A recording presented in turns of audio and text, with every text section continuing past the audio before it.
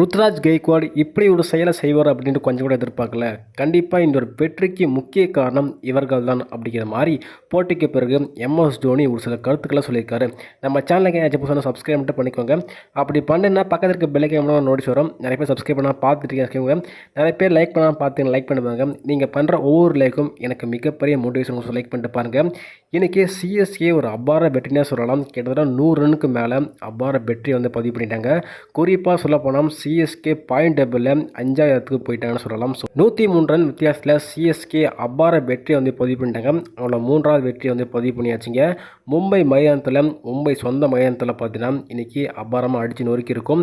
So குறிப்பாக சொல்லப்போனால் இன்றைக்கி CSK 2 விஷயத்தை நோட் பண்ணியிருப்பீங்க. CSK இன்றைக்கி கேப்டன்சி அப்படிங்கிறத அந்த கேப்டன்சி குறித்து நம்மளோட ருத்ராஜ் கெய்க்வாட் குறித்து நம்மளோட MS தோனி பேசியிருக்காருன்னு வைங்களேன்.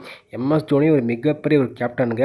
அவர் ப்ராக்டிஸ் பண்ணும் போதே கண்டிப்பாக இப்படி பண்ணணும் அப்படிங்கிற மாதிரி நிறைய சொல்லியிருக்காரு. அதெல்லாம் ருத்ராஜ் கெய்க்வாட் கேட்குற மாதிரி தெரியல அப்படிங்கிற மாதிரி முன்னாடி வீடியோ எல்லாம் சொல்லியிருப்போம். ஆனால் இன்றைக்கி தாங்க ஒரிஜினலாக இன்றைக்கி தான் முக்கியமாக செம்மையாக கேப்டன்ஷிப் பண்ணியிருக்காரு. 2 வருஷத்தில் இன்றைக்கி தான் இன்றைய போட்டியில் தான் கேப்டன்சினா என்ன அப்படிங்கிற மாதிரி தெரிஞ்சிருக்காரு. எப்படி பவுலிங் ரொட்டேஷன் பண்ணணும், எப்படி யூஸ் பண்ணணும் அப்படிங்கிற மாதிரி கரெக்டாக இன்றைக்கி செட் பண்ணி கொடுத்துருக்காரு. அதே மாதிரியே கரெக்டாக விக்கெட்டையும் எடுத்து கொடுத்துருக்காங்க.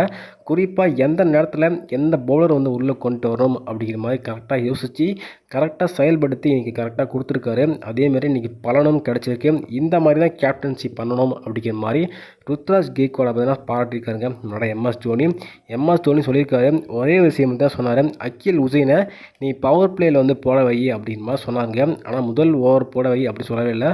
ஆனால் இவரை பார்த்தீங்கன்னா முதல் ஓவர்லேயே கொடுத்து முதல் ஓவரில் விக்கெட் எடுத்து கொடுத்தாரு பாருங்க. அங்கே ருத்ராஜ் கெய்க்வாட் இருக்கார். ஸோ கேப்டன்சினா இப்படி தான் புதுசாக ஒரு விஷயத்தை செயல்படுத்தணும் அப்படிங்கிற மாதிரி MS தோனி சொல்லியிருக்காரு.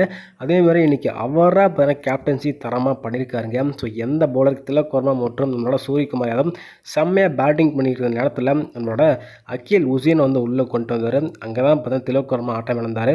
அதுக்கப்புறம் நூர் அகமது வந்தாங்க. ஸோ ஒட்டு மொத்தம் மேட்சை முடிச்சு விட்டாங்கன்னு சொல்லலாம். இந்த மாதிரி ஒவ்வொரு விஷயத்தையும் கரெக்டாக பண்ணால் கண்டிப்பாக CSK இந்த இருக்கிற டீமுக்கு கண்டிப்பாக மிகப்பெரிய லெவலில் வரலாம் அப்படிங்கிற மாதிரி MS தோனி சொல்லியிருக்காரு. இன்றைக்கி பவுலிங்கில் ஒரு சில விஷயத்தை நீங்கள் நோட் பண்ணியிருப்பீங்க. ஒரு பவுலர் பண்ண விக்கெட் எடுத்தாங்க அப்படின்னா அடுத்த பவுலருக்கு அந்த கான்ஃபிடன்ஸ் போய் அப்படியே டீமே அந்த கான்ஃபிடன்ஸுக்கு போயிட்டாங்க. எப்படி மும்பை இந்தியன்ஸ் போன மேட்ச், அதாவது GTக்கு எதிரான மேட்ச்சில் வின் பண்ணி ஒட்டுமொத்தமாக ஒரு டீம் ஆஃப் ஃபோர்ட்டாக கொண்டு வந்தாங்களோ அதேமாதிரி இன்றைக்கி CSK ஒரு டீம் ஆஃப் ஃபோர்ட்டாக கொண்டு வந்து பேட்டிங்லேயும் சரி பவுலிங்லேயும் சரி ஃபீல்டிங்கும் செம்மையாக பண்ணாங்க. ஸோ கேப்டன்சி இன்றைக்கி செம்மையாக பண்ணாங்க. உண்மையிலே 2 வருஷத்துக்கு கேப்டன்சியில் இன்றைக்கி தான் உருப்படியாக கேப்டன்சி பண்ணியிருக்காரு அப்படிங்கிற MS தோனியுமே சொல்லியிருக்காரு.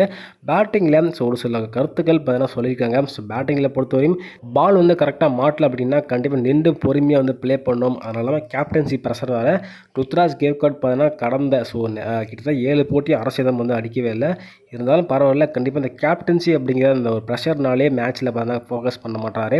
எனவே எனக்கு CSK அபார வெற்றி பதிவு பண்ணிட்டாங்க. கிட்டத்தட்ட 103 ரன் வித்தியாசத்தில் நம்ம கடப்பார மும்பை அணியை தோற்கடிச்சிட்டோம்.